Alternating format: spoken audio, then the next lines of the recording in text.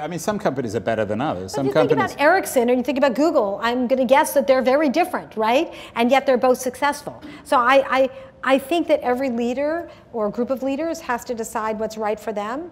I also think it's really important. I often get questions from people, especially young people who have gone through our programs and they've been taught how to be really innovative, how to be creative, and then they go into a big company and they feel stifled.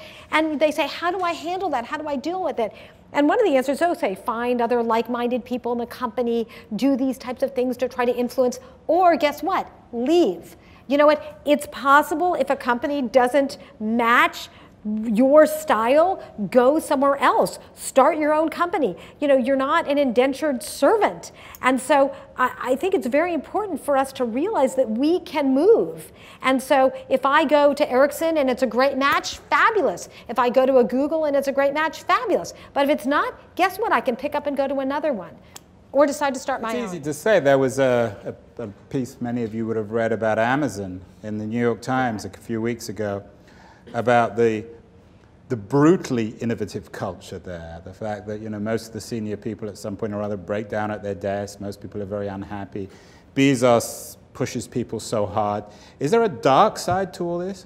Well, isn't that interesting? I mean, I'm going to wonder, how many people in the room have been in a company, been in any organization, it could be a classroom, right, that you feel really stifled? I mean, somewhere, time in your career that you felt that way.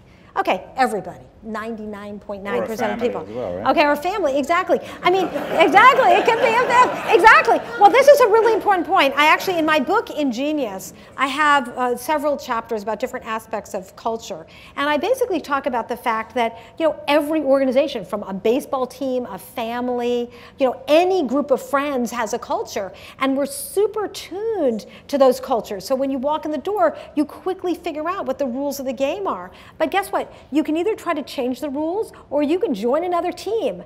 And so, yes, I mean, I read that article with great interest about Amazon. Do you think it was fair? I'm going to assure that the reporter had some, you know, point of view that they were trying to communicate. I'm sure we've all read articles about things we know about, and we read it and we say, this isn't, you know, there's some piece of truth here, and somebody had an agenda. I'm going to guess that it's a very demanding environment. So some people thrive. I know actually some people who work at Amazon, quite a number, who love it. And so I'm going to guess that other people don't. And so it's their responsibility to either make it work for them or to go somewhere else. Well, Nick, you're a startup entrepreneur. Does this resonate with you? Does this make you more or less eager to go and work for a large company?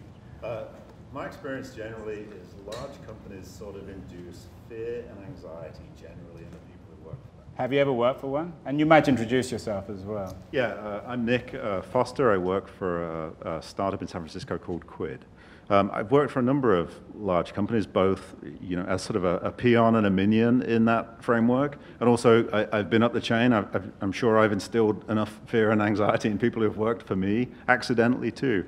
But what resonated was the hierarchy you mentioned between imagination, creativity, innovation.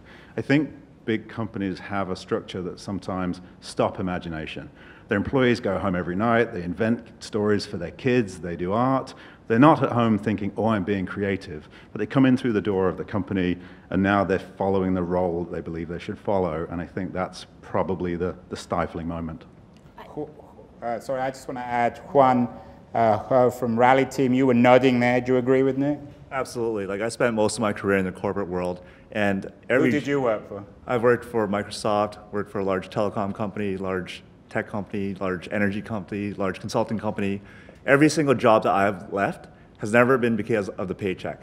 It's always been because I got bored, right? I wanted to do more and learn more, but as Nick said, you know, with these large companies, there's often silos, right? And it's hard to break free from those silos because this is what your job is. This is what you're supposed to do. You're not supposed to think outside of this silo, right? So it makes it really difficult to be innovative, be creative within these large organizations.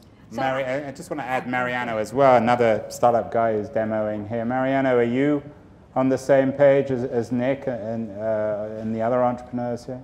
So I never. You might introduce yourself as well. So I'm Mariano Sorotan from Argentina. I run a company called Mural. It's my second or third startup, or fourth if you consider the very poor failures in the adolescence. I never worked at a company, only when my last company got acquired. So I was acquired by a big media company. And again, always startup, out of college. And when I was working, I had to leave that company after my golden handcuffs were off, because I was pitching a game idea that a committee decided that it might not be $100 million idea. And I said, okay, how do you know? Please tell me. So I need that crystal ball too, right? So I guess that the right answer, they should have given me back, say, wait, let's go try this with a little budget, right? I think it's happening more and more. Large companies are switching to a more experimental culture. Again, still siloed, as I said. So AT&T Foundry, for example, it's an initiative in there. I don't know about the rest of AT&T. Hopefully, it is. But I think there's a change in the enterprise. But I can't resist giving the microphone to Ruth, putting her on. She always puts me on the hot seat, so I can put her on the hot seat. Ruth, you are an innovator within AT&T. Is that a contradiction in terms? Luckily, I'm not the only one. I work in the foundry here. So we are a group of bandits within AT&T. We're all rebels, and we all support each other in that. So that's very helpful and a good recipe for. But don't you need a Steve Jobs, a champion, to do that? We do. We have one. We're very lucky. Who's that? John Donovan was the visionary for the foundries. And I think you can be an innovator within a large organization. We are lucky. There was the mention of silos.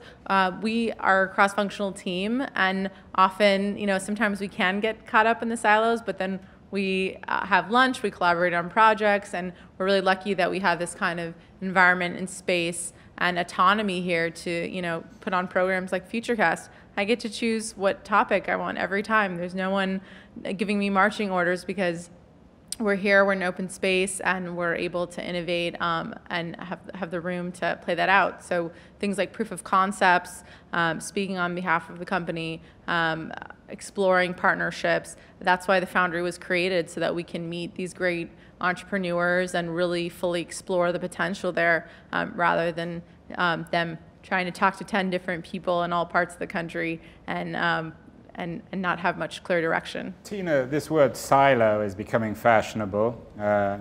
Firstly, I'd like you to define what it means. Gillian Tett, who's a very good Financial Times journalist, has just come out with a new book on silos and how some companies like Facebook and Google are fighting silos.